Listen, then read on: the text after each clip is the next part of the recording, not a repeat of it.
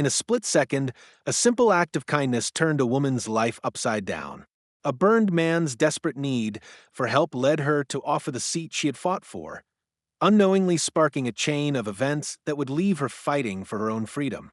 The moment the Secret Service arrived, everything she thought she knew about loyalty, sacrifice, and justice would be tested.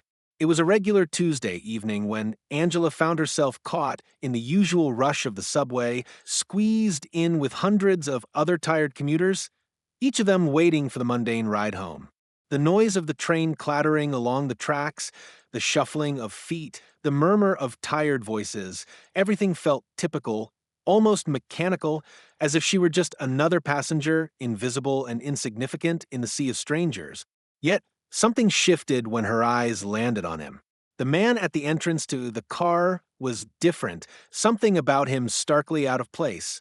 He was tall, but his posture was hunched, as if the weight of the world bore down on him with every step. His clothes, torn and grimy, hung off his thin frame, a far cry from the neatly pressed business attire most of the passengers wore. But it was the burns on his skin that made her stomach twist in a way she couldn't immediately comprehend.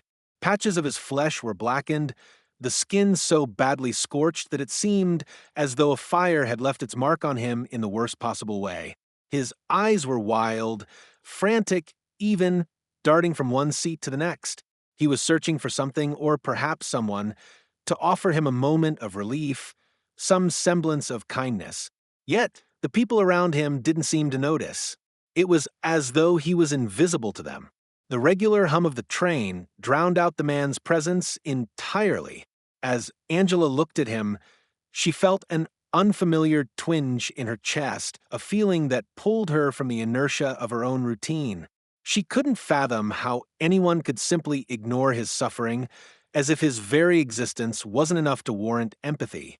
Her heart began to race, and before she could think about it, before any rationality could tell her to stay quiet, she stood up from her seat.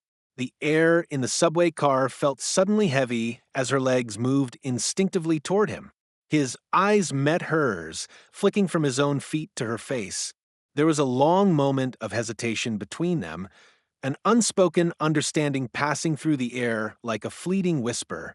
The pain in his eyes was evident, raw, desperate, and yet there was something else in the way he looked at her. Recognition, perhaps?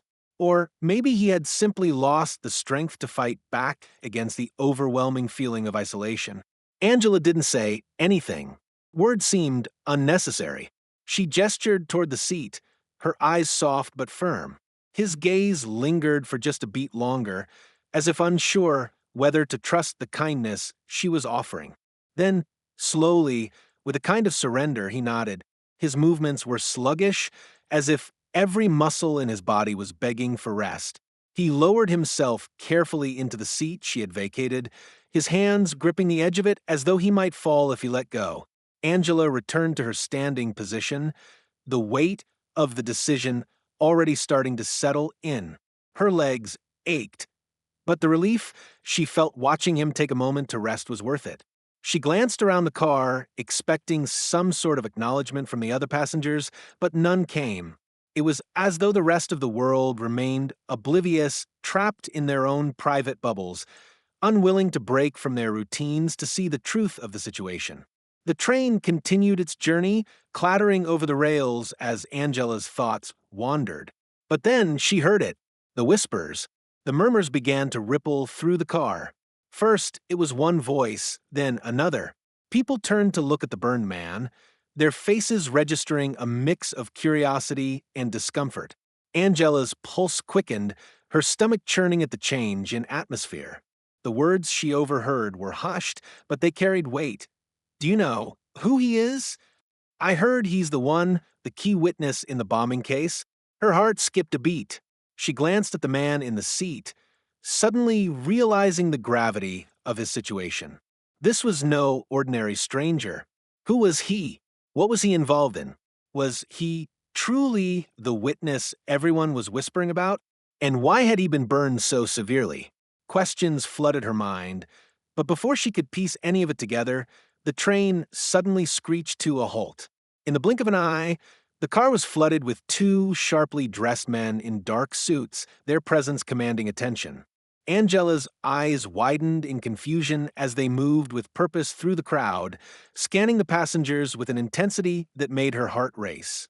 They paused by the burned man, exchanging quick glances before speaking to him in hushed tones. The atmosphere shifted again. This time, the air felt thick with tension. Angela couldn't put her finger on it, but she felt a chill creep up her spine. A bead of sweat formed on her forehead as she instinctively took a step back. The men were now surrounding him, one of them whispering something into his ear while the other kept his eyes locked on the rest of the car, watching for any sign of disturbance. Angela's breath caught in her throat as one of the men's eyes flicked toward her. Their gaze met briefly, and for a split second it felt as though time stopped. Then, without warning, one of the agents moved toward her with purpose. His expression was cold, impassive, but there was something undeniably authoritative in his approach. "Ma'am, we need to speak with you," he said, his voice steady but laced with a quiet urgency. Angela blinked, taken aback by the suddenness of his words. Her mind raced, panic setting in as she tried to make sense of what was happening. "Me," she stammered, her voice trembling slightly. She glanced at the agent, then back at the man who had taken her seat, his face still contorted in pain. Before she could process any more, the agent took a step closer, his demeanor unwavering. "Yes, please come with me," he said, his tone leaving no room for argument. Angela hesitated, uncertainty flooding her veins. She looked around, hoping someone would intervene, but the other passengers seemed just as bewildered as she was. She had no choice but to follow the agent, her legs moving almost of their own accord.